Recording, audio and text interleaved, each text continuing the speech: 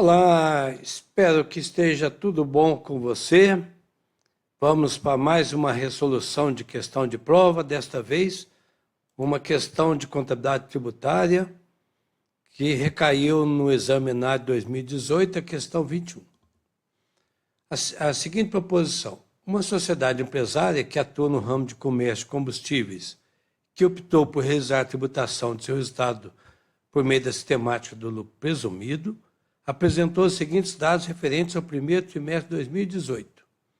Receita com venda de gasolina, 500 mil, descontos incondicionais concedidos, 10 mil, descontos condicionais financeiros sobre a venda de gasolina, 5 mil, receita com venda de mercadorias, loja de conveniência, 250 mil, ICMS sobre venda de mercadorias, 45 mil, receita com prestação de serviço, lavagem de carro, 50 mil, ganho na venda de ativo não circulante imobilizado, 30 mil, juros ativos de 5 e juros passivos de 3 mil.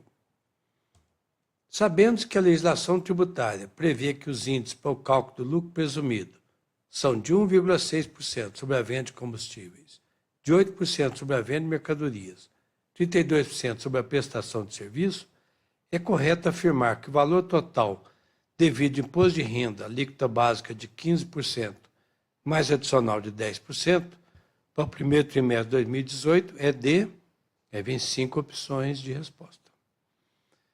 Podemos responder, é melhor lembrar que, primeiro, opção pelo lucro presumido é uma opção, né? A opção tributária é decidida pelo contribuinte se ele estiver enquadrado dentro das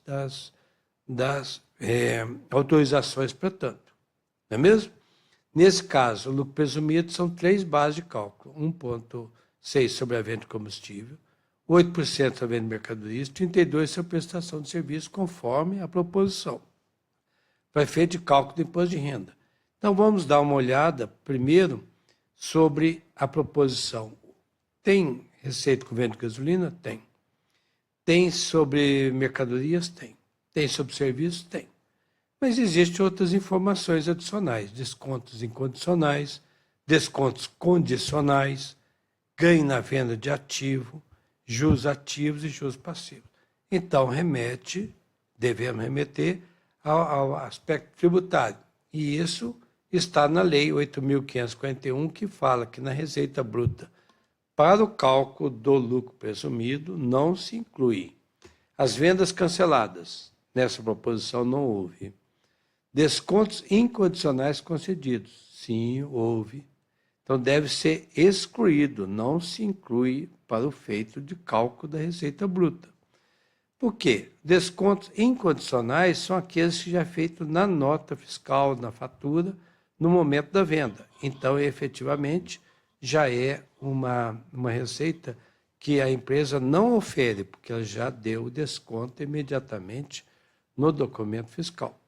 E os impostos não cumulativos cobrados descaradamente do comprador ou contratante, dos quais o vendedor dos bens ou prestador de serviço seja mero depositário. Sim, é o caso do IPI, incidente sobre as vendas, que a empresa comercial compra de uma indústria, vem com o IPI, mas na realidade ela não recolhe, né? Ela não lhe compete repassar, inclusive.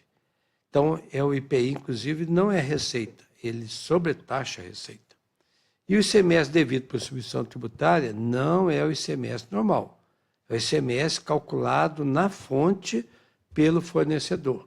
Então, isso vem destacado normalmente como substituição tributária, mas não gera crédito. E não se pode confundi-lo com ICMS sobre vendas de mercadorias. O ICMS sobre venda é o ICMS normal. E como ele está incluído na receita, ele não é dedutível da receita para efeito de cálculo do lucro presumido.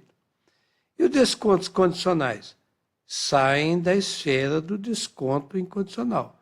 O desconto na condição de pagamento, como está na proposição da questão financeiros, são descontos condicionados. Se o cliente pagar no vencimento ou antecipadamente, conforme a condição, aí haverá esse desconto. Mas nenhum dos dois são devem ser considerados para os cálculos, não é? Então, vamos para frente. Vamos aqui salientar 3 itens, além do desconto condicional, que não vamos utilizar, o ICMS sobre vendas, que já está incluído na receita, e juros passivos. Juros passivos, no cálculo do lucro presumido, ele não é considerado por qual razão? Que os juros passivos é uma dedutibilidade para o cálculo do imposto de renda no formato de lucro real. Lucro presumido, as despesas financeiras, quaisquer juros passivos, né, decorrentes de dívidas ou obrigações acessórias ou atrasos, esses juros passivos não são dedutíveis para efeito do lucro presumido. Ok? Mas juros ativos, sim? Sim, são receitas financeiras. Ganho na venda de ativos não circulantes são ganhos e também entram no cálculo. Então, nós temos o cálculo da venda de gasolina, da loja de conveniência, serviço de lavagem de carro e dos ganhos decorrentes que fazem base de cálculo do lucro presumido. Então, vamos fazer os cálculos de cada um em separado? Lucro presumido, venda de combustíveis, 500 mil, conforme informado. Deduz-se efetivamente os descontos condicionais? Sim, como está na lei, não é? Então, 500 menos 10, 490 mil. Qual que é o percentual sobre combustíveis? 1,6. As margens são realmente muito pequenas na venda de combustíveis, não é? Todos nós sabemos disso. Então, 1,6 sobre 490, 7.840, é o lucro presumido na venda de combustíveis. Lucro presumido na venda de mercadorias é o 250 mil, que não se reduz o ICMS normal, porque o ICMS está dentro da receita. Então, a base de cálculo é o 250 mil, a alíquota é 8%. Então, lucro presumido na venda de mercadorias, 20 mil. E na venda de serviços, 50 mil, também não há nenhuma dedutibilidade aqui. E se tivesse o ISS, Imposto sobre Serviço, é como o ICMS, está dentro da receita, não é dedutível. É parte da receita o ISS. Né? Então, a receita é 50 mil, 32% sobre 50 mil, 16 mil.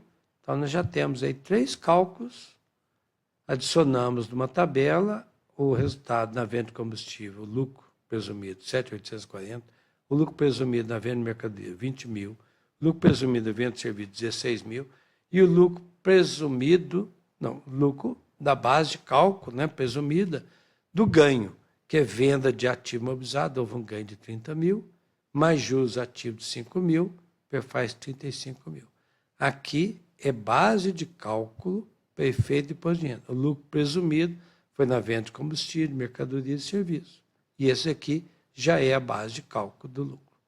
Somando 7.840 com 20, com 16, com 35, 78.840. Então, vamos calcular agora o imposto de renda sobre o lucro.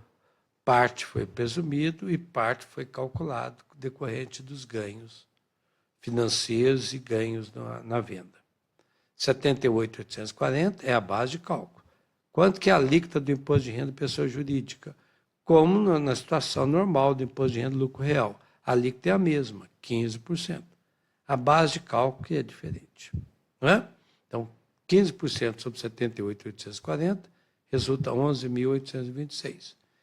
Como 78.840 ultrapassou 60 mil no trimestre, que é a base de cálculo, acima disso tem que pagar adicional, então vai ter 10% sobre o que exceder 60 mil.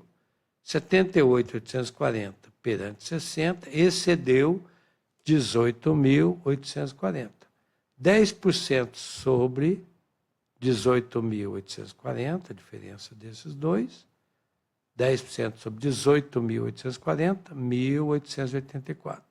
Com os 11.826, totaliza o imposto de renda pessoa jurídica do trimestre de 13.710, que deve corresponder a uma das alternativas de resposta.